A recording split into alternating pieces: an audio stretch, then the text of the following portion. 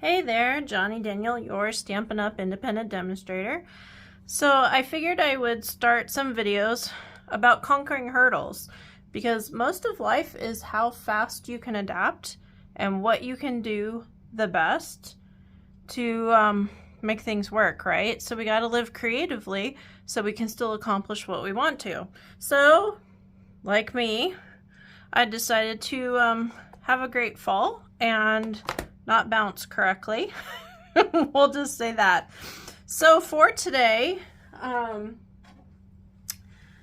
going to be showing you some great product that is out of the new mini catalog. This is called Quiet Reflection. And I have to say, first off, use the tools you can that are most comfortable for you. So for instance, for me right now, being one-handed, the Stampin' Seal is often a struggle for me, so I've gone to a lot of glue dots and a lot of tear and tape and a lot of dimensionals. So really just find what you're comfortable with. Second, pick great products that make you look good.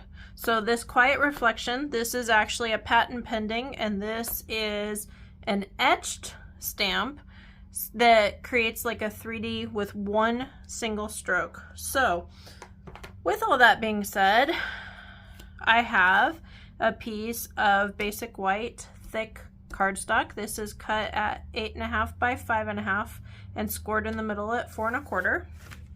And we're just gonna fold this over. So I've got a card, right? Then I've got Mossy Meadow, and this is cut at 5 by 3 3/4. And then I've got a piece of regular basic white. You can use thick also, but honestly it's more expensive. I like it for the bases because then when you write, you don't have the bumps go through, but honestly for stamping, not necessary. So just this is regular thickness, basic white. This is about 80 pound instead of 110 pound. So I've got this, and this is cut at 3 1/4 by 4 1/2. So with that being said, I have picked, let's see, out of the stamp set, I picked this larger one. Now the original was done with this one, and we've picked some different words, so no problem.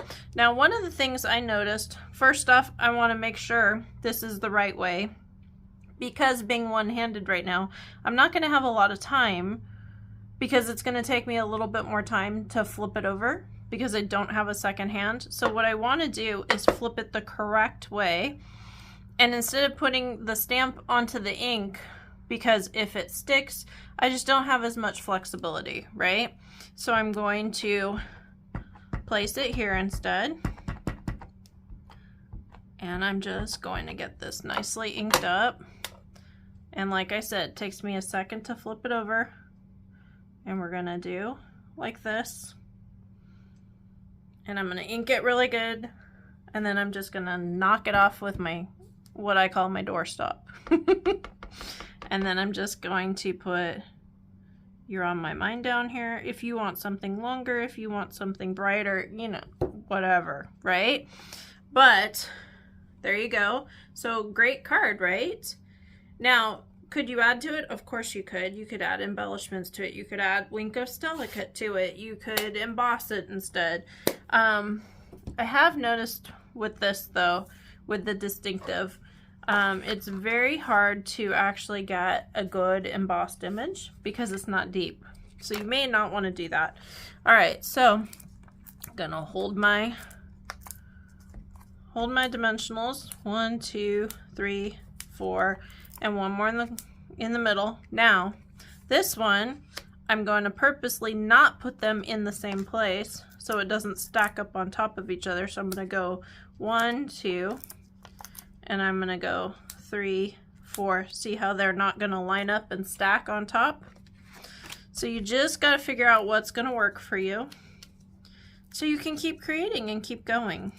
That's the name of the game. So some days easier said than done, but we are gonna get it done regardless. So I'm gonna pull my backings off my dimensionals. If you cannot do this, grab your piercing tool and stab it and get them off. It just make it work. We'll get it. So there's my second card. And this is called Quiet Reflection. So there you go. Thanks so much for joining me. Follow me, stampingwithjohnny.com. And if you'd like to order, go to the order tab so you can get the link to be able to order. Thanks again.